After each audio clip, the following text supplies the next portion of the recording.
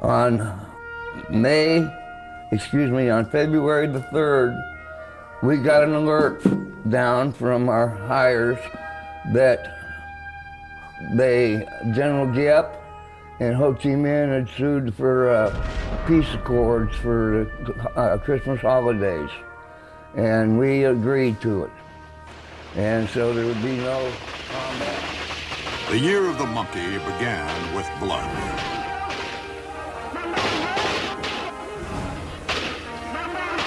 The enemy struck across the length and breadth of South Vietnam, shattering what had been a holiday truce. The holiday was Tet, the Lunar New Year.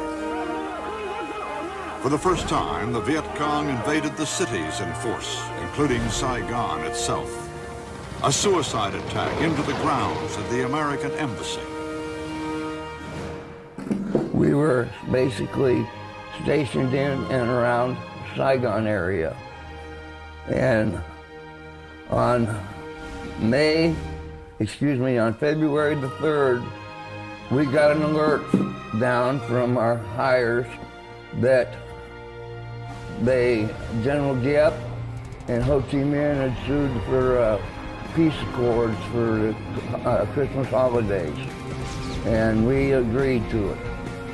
And so there would be no combat for those 3-day period. And what area was that? That was for nationwide. Nationwide. And so we were still told to be on the alert because we didn't really expect them to honor the truce. The night started out quiet, but at about 2:45 in the morning, we got a call, signal 300, which in general terms means they're under attack, direct automatic weapons fire. What was the exact date on that? The 3rd of February. And they were under attack. The embassy was under attack. And then we got calls from throughout the outlying areas, all kinds of places were coming under direct automatic weapon fire, mortar fire. And we're dispatching alert teams as quick as we could, trying to put the fires out. And I was sent to the embassy. And you were sent there with? Do you remember the names? Huh? Do you remember the names you were sent there with? Anybody? Paul Healy, PFC Paul Healy. He was one of our men. The company commander was Captain Nanto, Nanto, and we got to the embassy, and BC had tried to gain entry by blowing a hole through the wall, and the guards that were inside the interior, the compound, were keeping the BC out on the main drag. They couldn't get in. The Marines followed their SOP, which was to lock themselves inside the compound, inside the building itself. And Charlie hit the big cherrywood doors with RPG rockets. Couldn't blow the doors. Just put a big hole through them. And so the Marines went upstairs on the 7th and 8th floor, and they were totally unprepared because all they had was snub-nosed 38s and light machine guns. So they weren't prepared for any long-range shooting. And the 3 MPs that we had on the ground that was holding the BC at bay, they were killed by embassy personnel. A Vietnamese embassy personnel came up behind them in the middle of the firefight and shot them in the head. How many? All 3 of them, killed all 3 of them. We don't know how many other Vietnamese, but we know of the one Vietnamese, for sure. So to the best of your knowledge, there were only 3 Marines on the interior of that building that day, or were these? Oh no, they had like a 6-man or a 7-man squad. Yeah. It was, a rotating squad. And the alert team by that time, we had a deuce and a half from Charlie Company responded to us, and that had 18 men,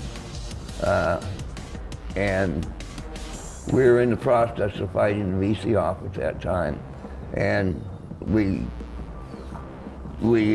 basically captured or killed every one of them. Where was your position when you personally were fighting? My position was at the front gate. There was an opening that I could fire at this one VC. He had me pinned down. They had these big concrete flower pots, and he had me pinned down, and we were exchanging shots. And thank God he didn't hit me, but I hit him, but I couldn't knock him out. But I hit him about 4 or 5 times, good hits. But finally we had got the upper hand, and Paul Healy later received a Distinguished Service Cross.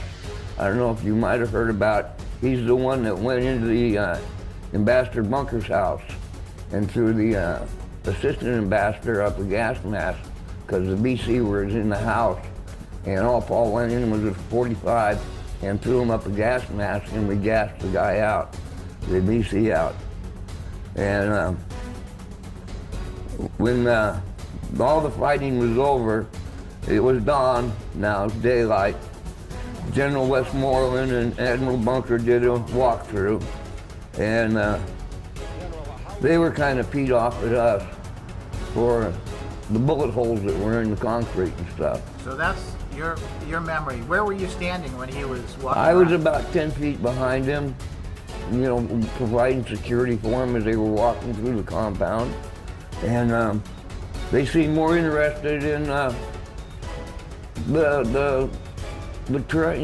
flower pots than they were than the actual building itself. That was my opinion. But from the embassy, we dispatched to the Korean embassy. The Korean embassy was also under attack. We took back the Korean embassy, and then we had to go to the Filipino embassy. They were under attack.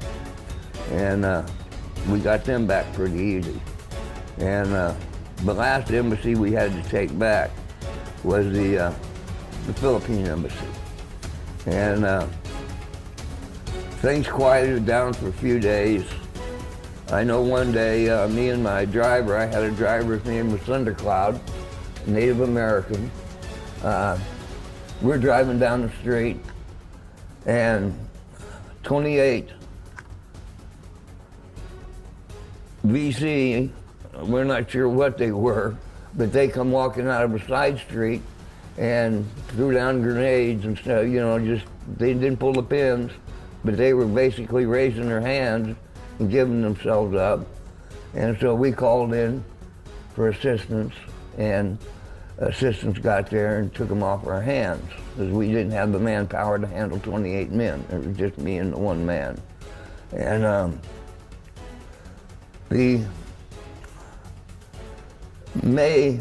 there's a wide bridge there in Saigon that crossed over the Perfume River, or most people call it the Saigon River. But it literally made a Y shape. And Charlie attempted to mount a second offensive because he failed on his first one. And he didn't succeed. We caught him swimming across the river with our gunships and stacked him up pretty good. We had geese and stuff that give us our early warning system. Those geese were really good at detecting the enemy, better than the dogs. How many fatalities inside that building on that attempt that night? Mike, there were so many fatalities, they never could give us a good count. I know that on the Tonstanute, which is the air base there on the outskirts of Saigon, on the far side, they had a back bridge. It's called the 051 gate. Now, Charlie, he came in through there by grabbing a bunch of women and children and taxi drivers and using them as human shields. And the air police didn't want to shoot at the Vietnamese. And so they got overrun and killed. And, but as the VC moved farther onto the air base, they tried to take over the fly line and get to where the hangars were. By then we had choppers in the air, and I don't know how many, probably, I've heard 1,500 at least. And that was just on Tom Snoop. Now you got to remember that he hit the different embassies, he hit the racetrack, he had set up a field headquarters and a hospital in what was known as the racetrack. We never did, I don't think, had any firm figures. It was a lot. And that's pretty much all I got to say right now.